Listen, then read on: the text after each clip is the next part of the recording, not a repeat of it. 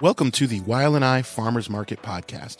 On this show, twice a month, we highlight and take a deep dive to get to know one of our 350 vendors of the number one market in the state of Indiana.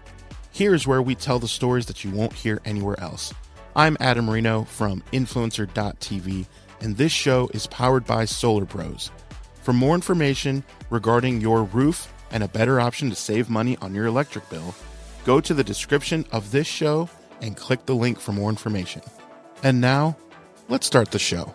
Today we're talking to Gladys with La Pupuseria Latin Delights food truck. Okay, now tell us the origin. And I know enough Spanish, and so do probably most of our listeners, but not those words. I know. Every time I know say cebolla. it. I know what, lo siento. I know a lot, but not those. So, and you have to admit you said it fast. Did I? I tried to say it slow. You failed. I tried to enunciate. You seem nice, but sorry, you failed. It's funny. Every time I say it, I just expect for people to be like, what? But, so La Pupuseria. So we make pupusas. That's what we specialize in. Have you ever had them? I don't think so. Okay. I don't think I've had a chance. So walk us through what that really is then. Yes. So pupusas are the main dish in El Salvador, and it's a handmade corn tortilla. So it's thicker because it's handmade, and then we stuff it with savory fillings like pork, beans, cheese, or you could do like steak and cheese, for example, beans only, cheese only. Then we close it up and we like pat it again so it becomes like a flat tortilla again, but it's stuffed with all that stuff inside. Mm-hmm. And then we put it like on a hot griddle top, and like everything inside kind of melts together. So that's a pupusa. And so pupuseria means like the place where you go and eat pupusas, or the place that sells pupusas. Okay. And in El Salvador, there's plenty, It's like, have you heard the word taqueria?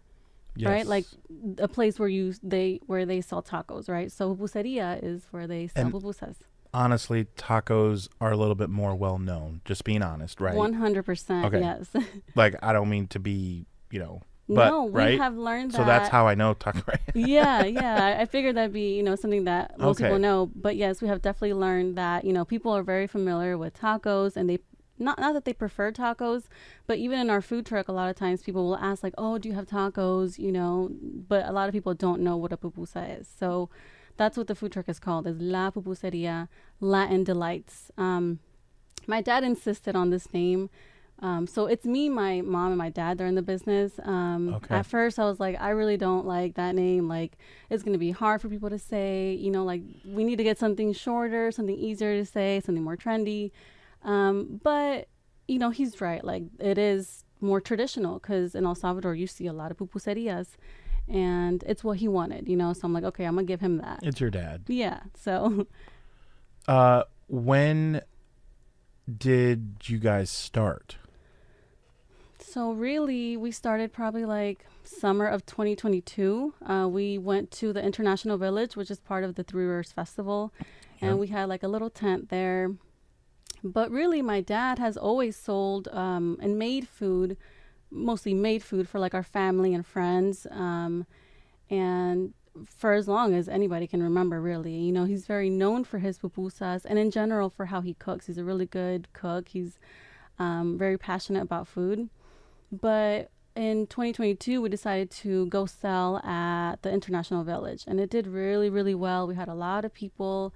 We had lines, it was just like a really good feeling. And we're like, oh, like people are responding really well to this. Maybe we should look into it. Okay. Yeah. My dad has always wanted to have a business like this, but, life just took him in a different direction. And when I saw that people responded well, I was like, we could really make money off of this. And not only that, but I like to cook as well. Like, I like being in the kitchen. I always say that my dad creates magic in the kitchen.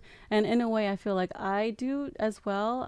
I like cooking for my loved ones, like at family gatherings, I'm always bringing like something to eat, like it's really one of the ways that I like to show people that I love them. So I saw that people responded well, and it's something that I enjoy doing. He enjoys doing. So I was like, you know what? Like, we're not going to open up a restaurant, because my dad has his own life. I have my own things going on. So I thought, well, let's open up a food truck, because, well, it'd be more flexible, or so I thought. But you learned how difficult it was. Yes. Have you seen that meme that says like, you leave your 8 to 5 to work 24/7? Well, yeah, that's so true. Yeah, we're gonna get into that in a little bit. I want to find out more about you. So, El Salvador, are you from there, or were you born in the States? I was actually born in Nicaragua, so it's a neighboring country. Yeah, okay. My parents met in Nicaragua around the time of the war in El Salvador. But yes, my family, both of my mom and dad, are born and raised in El Salvador, and I lived there. We left Nicaragua when I was like just a few months old, and we lived there until I was about 7. And then we came here to the U.S. Okay, so you've lived now in Fort Wayne since you were 7? Yep.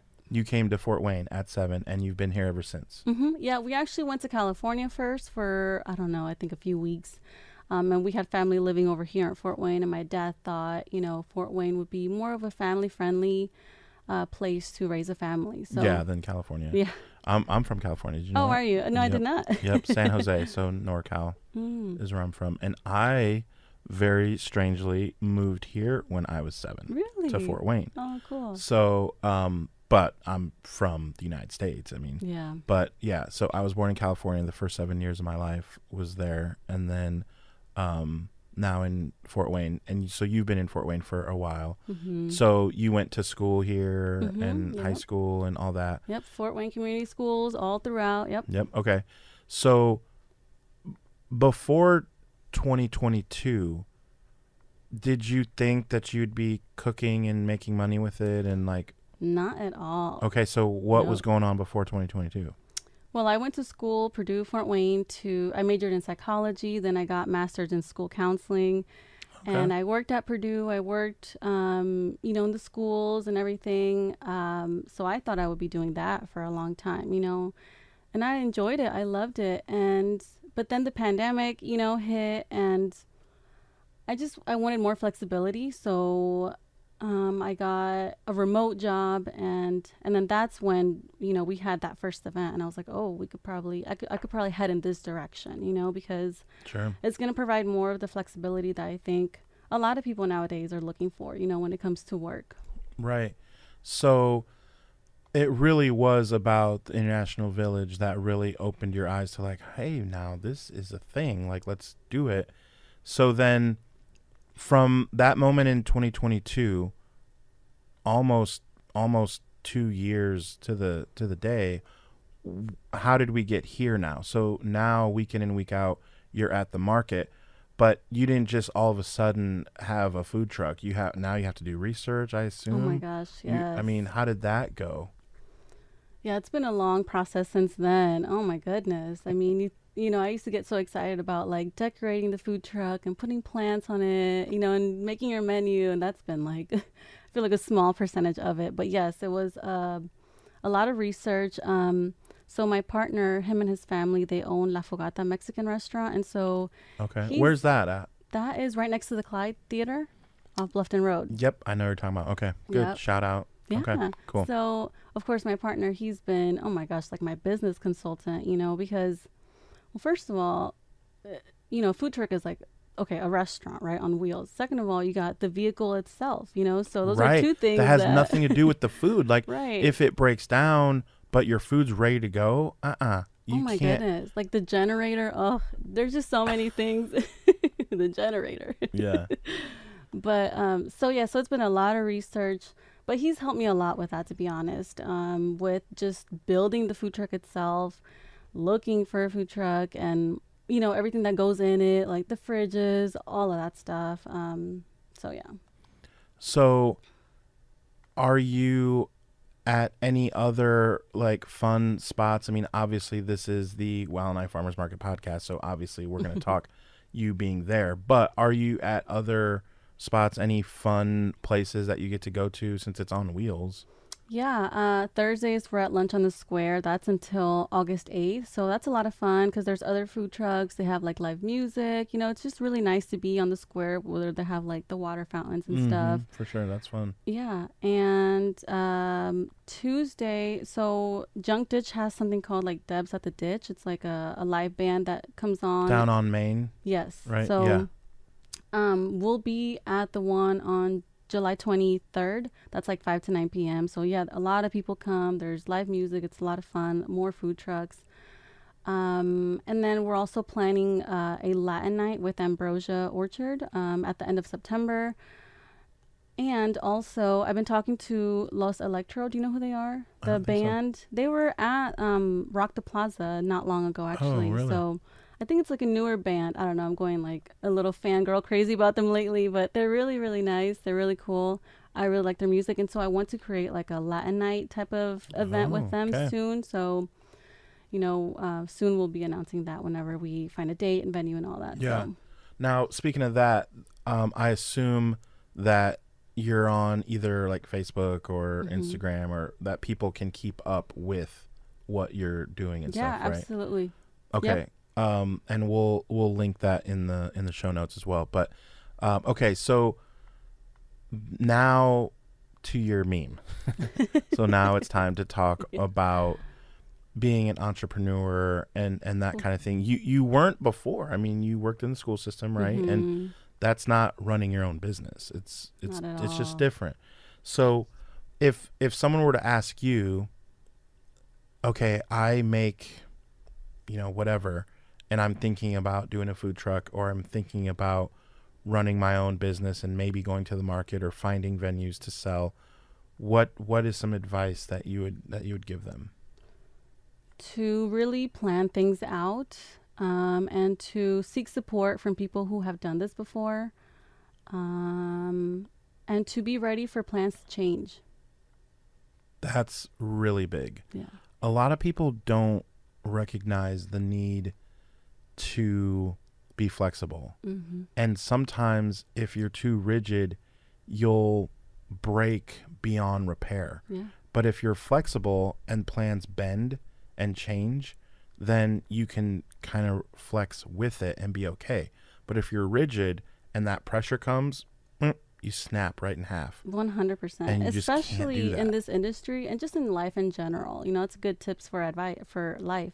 Yeah. I told you my partner, he's kind of like my fiance. He's like my business consultant.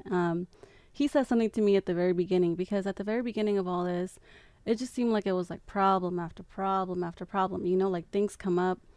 And he said, that's what the business is. Like this industry, problems will come up and you have to expect them and be ready to just solve them, and I'm really glad that I learned that from him early on, because I used to think like it's just problem after problem. Like, is this not meant to be? Like, but I think that's good advice. We just call that a Tuesday. Like, nope. Yeah, that's good advice for business, but also just life in general. When someone asks you what you do, tell them that you're a firefighter. You put out fires. Yes. That's all you do. Oh my goodness. What fire is going to come today? And some of them are small and some of them are really big, where you need other firefighters to help you. But that's what owning your own business is you're just putting out fires, but it's on you at the end of the day. Basically. It's a lot of pressure. It can be. But is there too many better feelings than this in the world of just seeing the smiles, right? Right. I would think kids, when they try your stuff for the first time and they're like, oh, it's so good. Yeah. Doesn't that, oh, well, my year's made now. Like, right? Yeah. I would think. Yeah, or just like people who have never tried, our food, and they're like, what is this? And they can't even say the name, but they come back, they're like, oh, that was so good. We loved it. Yes, nothing beats that. Well, that'll be me. Because now I definitely need you to make me something. Yeah. So tell me now about the market itself, like your experience. How did you find out about the market? Mm-hmm. Did you kind of know about it before and you're like, well, that would probably be a good idea, let me go see about it? Or how did that go? I don't remember the first time I went to the market. It's been a while, though. I would definitely say, I don't know, maybe 6 years ago or so. And I loved it ever since. I never imagined way myself. Before, Way before this was even an idea in my head. But I used to think like, oh, like, I don't know, the energy there was just really cool. And even though I didn't have anything to make, I was like, it'd be so cool to be a vendor here, But even then, I love supporting the local vendors there. There's just so much variety. Like, there's something for literally everyone, everything, every dog, It's so cute how, like, there's so many dogs, and the food is just amazing, Like, I really try to hype it up to people because it's just amazing, But 20 years. I know. I recently found that out. I cannot believe that. Yeah. Very cool. So it sounds like it was kind of, since you already knew about it, it was kind of a no-brainer that once you knew you had the truck and everything set up, it's like, okay, well, let's just find out how we go about this because it's a given. We want to do it. I thought it'd be like a harder process to get into the market. And I mean, it is a process, but it used to be like this really big thing in my head. And once we got in, I'm like, oh my God, this is amazing, So shout out to Ashley, right? Yeah, I mean, she's awesome. Yeah. So we love having Ashley run stuff because of her leadership is just so good. The way that she handles over 300 vendors. Could you handle 300 vendors? No. Come on. No. You seem nice, but come on. I couldn't. There's no way. But Ashley does it. Yeah. So, and yes, I help, and Travis, the board member, and Tim, and Nicole, like her brother Josh, like, yes, there's a team of people, but still, it's still her at the end of the day that she's the firefighter. Yeah. So you know how many fires she has to put out? Oh, I can't imagine. For 300 people. Yeah. Well, this guy can't. Well, can I have this space? Well, I mean, it's crazy. Yeah. So it makes the market what it is, and it's number one for a reason. Yeah. And so, what can you say regarding the market that, we talked about Ashley's leadership, but what else do you think makes it special as you've gotten to know some of the other vendors then? I think just like the community feel, like, for example, our customers, they're returning customers, and, they love enjoying our food and supporting us and supporting other trucks. I like seeing the people that come out on rainy days, because when it's a rainy day, you're like, like, we're not going to have sales today. Right. There's people who still come out, and I'm like, oh, like, that's really nice of them, Right. And just in general, how everybody's supportive. Like for us, for example, we have to like haul our generator around, and it's just a hot mess. But, other vendors, other food trucks are like, hey, do you need help with that? Like, they're just so nice, so everybody's just really helpful and supportive. Yeah. I mean, that's, you said to a T what the market's about, and just helping people. And I know you're in the truck, but which, by the way, I'm trying to think, I'm pretty sure I have to go through the archives. Pretty sure you're the first food truck that we've had on the show. Really? Wow. Yeah. I mean, we definitely have to get into more for sure. I mean, Autumn alone, she has like 5 or 6 trucks alone. Right? Baby Got Smack, all those, right? Yep. So we definitely have to have her, and I've talked to her. But yeah, so all that to say that when you're a regular vendor and you're a little bit more out in the open, there's definitely a sense of community. But for you to feel that when you're in 4 walls that are closed and you're doing your thing and you're busy cooking, a regular vendor that's already made their items and then they're just selling it, it's of course they may feel that sense of community because they're just standing with the next person right next to them. Yep. You're in a vehicle. Yeah. You're making the product live. It's not pre-made. You're making it right then. So you don't have a ton of time to feel that sense. And for you to still feel that way, I think speaks to how big of a feeling that really is. For someone who's busy making the item, whereas other vendors already made them on Saturday and bring them, whether it's a cupcake or they crocheted something, right?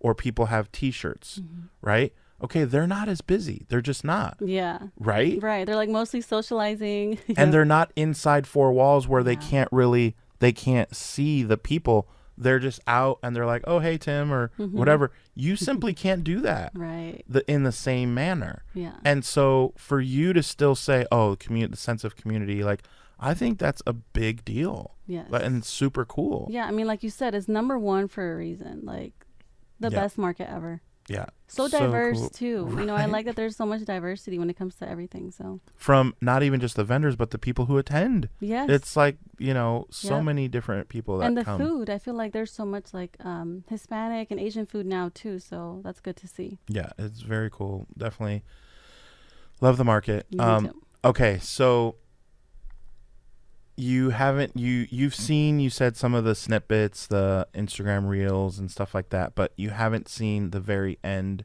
of shows, have you? I don't think Which so. those are snippets sometimes too. Okay. But maybe you haven't seen it, so you don't know what the very last question is? No. Okay. I For those that have seen the show many times, you know that I love it when you don't know. Oh, because then I didn't it's prepare. Right. See, it's impossible to prepare. So people who have listened before, they know what I'm about to ask. So we have a fairly new mayor. Okay. Mm-hmm. Let's pretend that she comes to you and says, I love your food. I love how warm and genuine and nice and lovely that you are. What I'd like you to do is I want you to create a message. We're going to fly a plane that goes over the entire city of Fort Wayne with a message that you create. What does that message say? Now, as you think about it, I'll give you two options that are the most popular.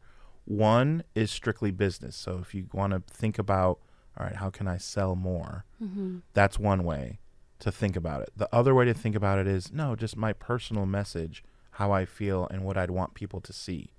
The entire city of Fort Wayne is going to see this message. You are commissioned to say it in a plane, or we're going to put it atop the AEP building, whatever. The point is everyone's going to see it. What does that message say?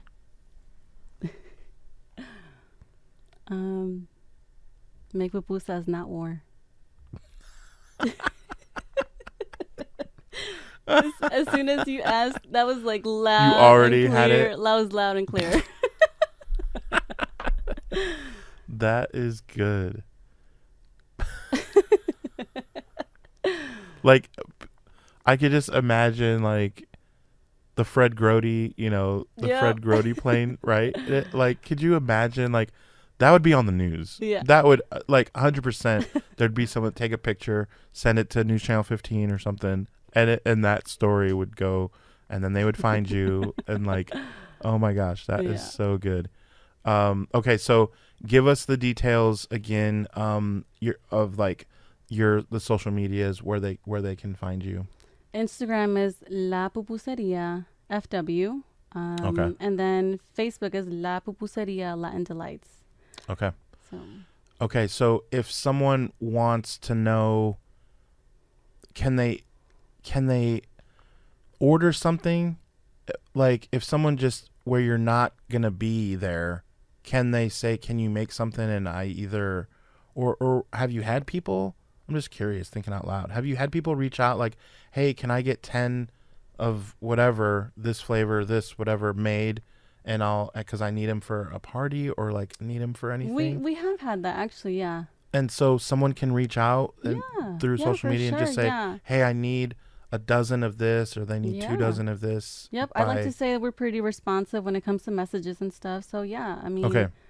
Yep, we want people to try our stuff, so please message us. Okay, great. That's sometimes good to know. we even do free samples of stuff. Like in the winter, we have this drink. It's called atole. I don't know if you've ever had it, but it's like a thick, creamy, cinnamony, milky drink. It's like seasonal. But is that like, you know where I'm going? You know what I'm about to ask, right? I don't think so.